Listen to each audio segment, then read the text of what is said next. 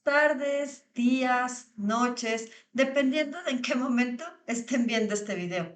Nuevamente, les agradezco que me acompañen por aquí. Soy la doctora Antonella Rombola, médico paliativista, algólogo y maestra en nutrición clínica. La semana pasada estaba platicándoles sobre enfermedad de Parkinson y el día de hoy quiero continuar un poco con este tema.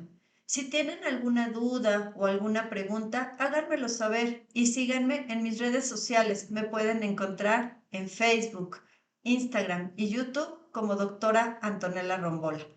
Me encantará verlos por ahí y saber qué es lo que piensan, qué dudas tienen, qué preguntas, para así poderles ayudar, aunque sea un poco. Y bueno, la semana pasada les decía que la enfermedad de Parkinson es una enfermedad neurodegenerativa, es decir, que es una enfermedad progresiva que va a afectar a nivel del sistema nervioso central, específicamente a nivel del cerebro. Y les decía que hasta el momento no hay un tratamiento para curar la enfermedad. Los medicamentos que hay, los diferentes tratamientos, tienen hasta el momento la capacidad o de ir disminuyendo la velocidad con que avanza la enfermedad o que los síntomas no sean pues tan agresivos para el paciente. Pero esta situación va a ocasionar que el paciente, los familiares, los cuidadores y todos aquellos que estén alrededor de él tengan que realizar diferentes cambios en la vida, diferentes adecuaciones en la casa, en la forma de alimentar al paciente, de vestirse, de ayudarle en el movimiento, etcétera. Y de eso es de lo que les quiero platicar el día de hoy. Existen muchísimos consejos que se pueden dar a los familiares y cuidadores de los pacientes que presentan esta enfermedad. El día de hoy quiero platicarles solo de algunos de estos. ¿Para qué? Primero, pues para que como familiares, cuidadores, conocidos, amigos, nos demos cuenta que hay muchas cosas que se pueden hacer para mejorar la calidad de vida del paciente. Y segundo, para tomar en cuenta algunos de estos cambios y realizarlos en casa. Entonces, empezando con algunas adecuaciones que se pueden realizar en en las diferentes habitaciones de la casa, vamos a tener que uno muy importante tiene que ver con el darle seguridad y protección al paciente en la movilización. Ya la semana pasada les platicaba que dentro de los síntomas principales que se van a encontrar en estos pacientes va a ser la lentitud de movimientos, la rigidez y la presencia de temblores. Estos tres síntomas van a hacer que al paciente le cueste más trabajo movilizarse, es decir, ir de una habitación a otra. Por eso, dentro de los cambios que se deben de hacer es eliminar aquellas situaciones que puedan ser peligrosas para el paciente, que pueda hacer que se caigan, que se resbalen, que se tropiecen, etc. Dentro de estas están el quitar o eliminar de la casa, pues la presencia de suelos pulidos, de tapetes, de jergas, de alfombras que no estén fijadas. También es el eliminar cables que puedan estar ahí sueltos, ya sea de lámparas o de computadoras o de diferentes pues aparatos que se tengan en casa. Otro punto importante es el reacomodar los muebles que están en el hogar. ¿Para qué? Para que no le estorben al paciente, para darle unos pasillos anchos por los que se pueda mover o también poderle dar un buen apoyo a partir de estos muebles. Se recomienda también si el paciente va a utilizar algún mueble, alguna cómoda para recargarse, el quitar carpetitas u objetos que se puedan mover fácilmente o que se puedan caer o que puedan lastimar al paciente, que a lo mejor al momento de apoyarse pueda jalarlos o pueda entorpecerle su movimiento. En general, las escaleras no son una parte complicada para estos pacientes, pero aún así siempre se recomienda que cuenten con pasamanos para que les sea más fácil poderse mover y poder subirlas o bajarlas. Estos pasamanos se recomienda no únicamente colocarlos en las escaleras, sino también en algunas otras partes de la casa para que el paciente pueda irse apoyando de ellos y pueda pues moverse de una parte a otro. Ya les decía también en el tema de la semana pasada que a los pacientes les puede costar mucho trabajo pararse de una silla o levantarse de la misma. Es por esto que lo que menos se recomienda es que el paciente se siente en un sillón, especialmente si este sillón es como muy suavecito o se hunde mucho, porque esto va a hacer que le sea mucho más difícil pararse. Se recomienda que mejor el paciente tenga una silla que sea firme, que tenga un buen respaldo y que si se puede tenga algunas partes donde se pueda sujetar para poderse parar.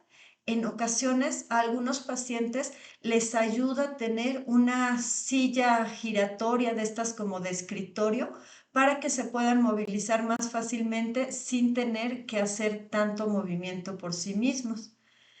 También es recomendado el que si la economía de la familia lo permite, conectar en casa algún dispositivo de asistencia virtual tipo Alexa o todos estos otros que ya hay en el mercado, que ya hay bastantes.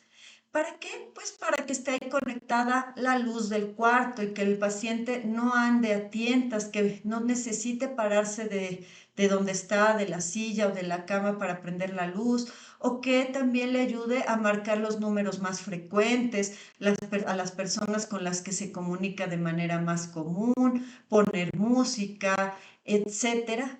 Esto le puede ayudar a hacerle la vida más fácil. En la recámara, algo que se recomienda es que la cama esté a una buena altura. Si la cama está muy alta o muy baja, va a ocasionarle dificultad al paciente para pararse o para sentarse. Si la cama está muy alta, muchas veces se recomienda pues cortarle las patas, si es que el tipo de cama lo permite. Y si está muy baja, pues poner debajo de las patas o debajo de la cama algún pedacito de madera o algún aditamento para que ésta suba de altura.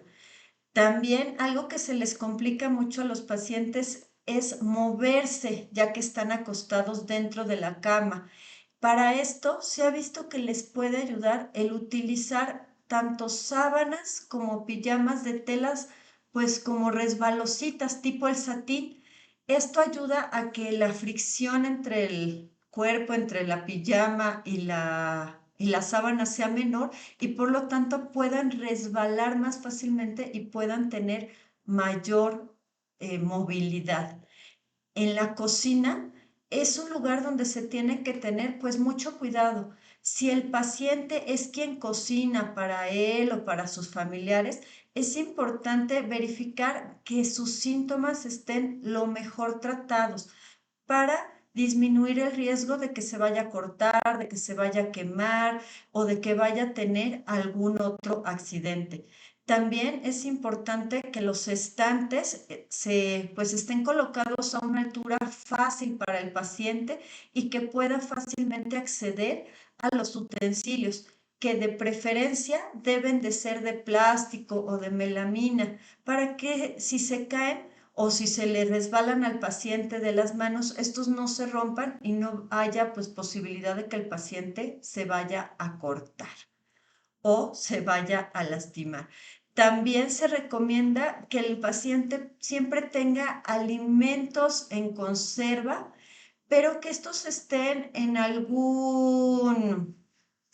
pues en algún recipiente que sea fácil de abrir, no que estén, por ejemplo, en estos frascos que a todos nos cuesta un montón de trabajo abrir y que después tenemos que estarlos golpeando y girando y demás, sino que sea algo muy fácil para que ellos puedan acceder a los alimentos sin necesidad primero de tanta ayuda, ni de sentirse estresados porque no lo pueden realizar. También es importante pensar en la higiene del paciente. Esto también va a cambiar muchas veces la capacidad que tenga el paciente de bañarse por sí mismo. Es posible que conforme pase la enfermedad o en algunos días sí y en algunos no, requiera asistencia o apoyo para bañarse.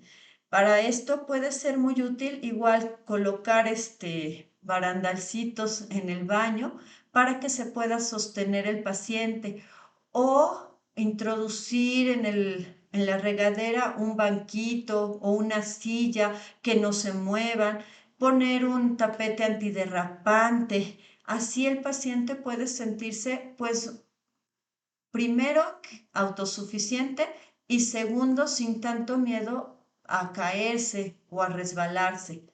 Si el paciente ya no tiene mucha movilidad, es importante estar checando de manera constante el que no haya aparición de lesiones o de puntos rojos o de zonas donde haya úlceras o granos o alguna otra alteración en la piel, que estos pueden presentarse de manera importante en las zonas donde hay mayor roce con la cama o con la silla, que serían los codos, los hombros, los glúteos.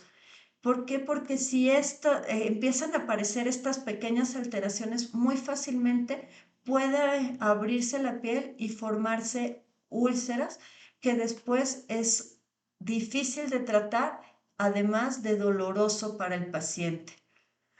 Si el paciente se puede vestir por sí mismo, es importante que lo haga, aunque lo haga de manera lenta, aunque se tarde en hacerlo, ya que esto es un ejercicio para él y le ayuda a seguir manteniendo su capacidad motora. Si se empieza a complicar y lo que más se les complica a los pacientes son el abotonado de botones, pues se deben de buscar o se deben de hacer adecuaciones a la ropa para que tengan cierre o tengan velcro o sean zapatos sin agujetas, que estas también pueden ser muy difíciles para los pacientes y solo sean zapatos tipo mocasín, que únicamente tengan que meter el pie.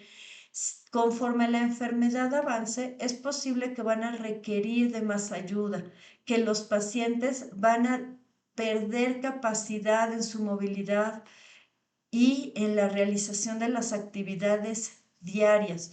Pero mientras el paciente pueda realizarlas, aunque sea de manera lenta, aunque sea de manera pues no tan completa, lo ideal es permitirles que ellos lo hagan. Estas son algunas de las muchas recomendaciones que pueden ser útiles para estos pacientes. La próxima semana quiero platicarles un poco más de recomendaciones para pacientes con Parkinson, pero especialmente hablando de alteraciones de la alimentación y de la nutrición. Nos vemos pronto.